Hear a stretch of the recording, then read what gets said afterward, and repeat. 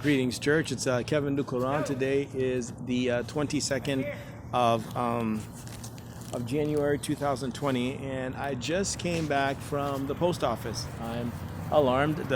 Directly behind me here is the art college. As you can see, there's artwork behind me, and there's murals all along the side of the building here. This used to be the old INS building when I first got here, and you see this thing right here. This thing here on the other side of the building, it goes all the way around the building, except for the north side of the building, where across the street is the post office I just came back from. The Lord had told me that my IRS check was in the slot 3233, and when I went there, it wasn't there, so I was kind of alarmed. I was just like, Lord, what's going on here? You just told me to come this way, and when I come, it's not there. I hope I'm not being lied to or being hit.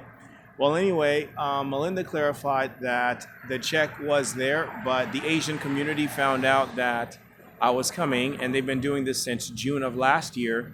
They took the check. It's a $453 check. They took the check and removed it because there was a hit earlier this morning at the police station. I was sexually assaulted last night. The Lord had asked me to make a sign. It was a large sign that said "Need cash," and there was no verses on there or anything else. And I had to stand at the Southwest Morrison Corner and Southwest 6. So I stood there for about an hour and a half. There was no preaching. Except for at the end, I read Hebrews 7 verses 1 through 3 concerning Melchizedek and 10% that he had given. He was the king of Salem without parents and without family and so on and so forth. And remember, he had gotten 10% from Abraham.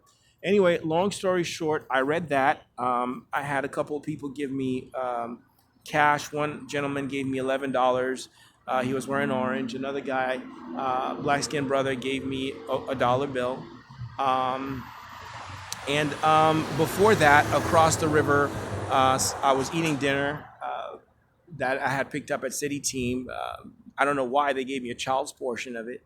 I was starving,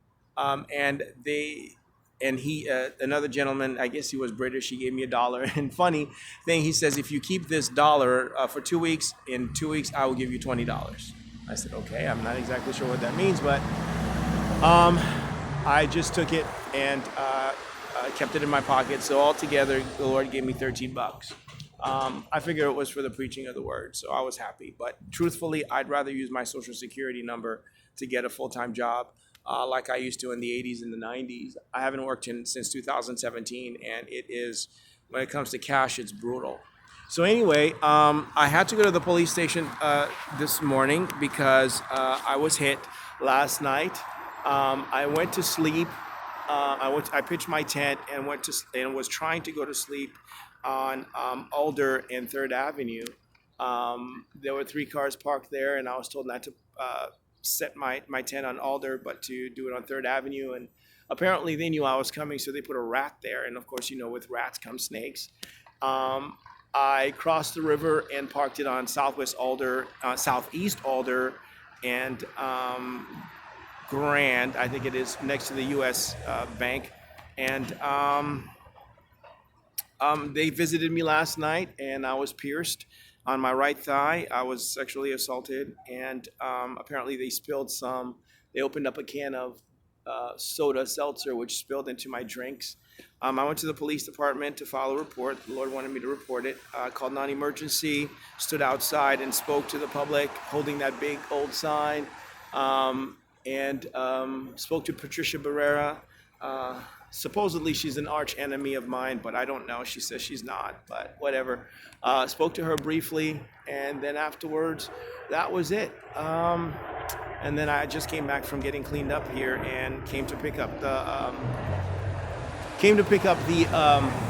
mail, and there was none. And I was like, so I'm on my way right now up to Trinity to get some lunch. There is a series that I want to do on unbelievers, but I might have to go to Nevada to do it. So I might just stay here and just do one. That's the choice. Stay here and do one, or go to Nevada and do the series. Anyway, you have a pleasant week. God bless.